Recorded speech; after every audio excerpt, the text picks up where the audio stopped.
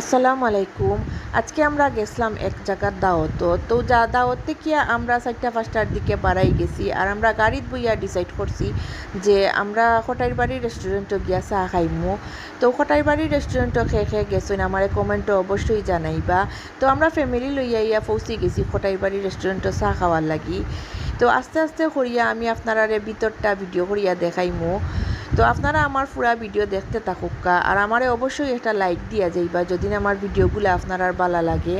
তো আপনারা দেখতে পারা ইনো খুব নিরিবিলি পরিবেশ আর মানুষও আছেন ভিতরে। আর ইনো খুব বড় একটা সাইনবোর্ডের মাঝে লেখা আছে খটাইরবাড়ি রেস্টুরেন্টে স্বাগতম।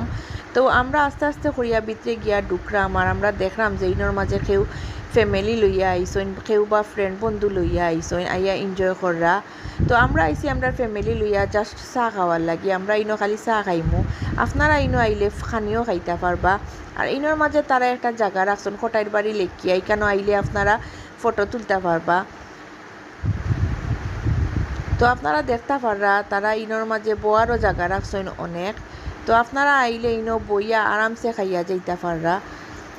তো আপনারা যারা আইসইন তারা তো বুঝরা, আর যারা আইসইন নাতে অবশ্যই আইয়া যাইবা, আপনার কাছে ভালো লাগবো।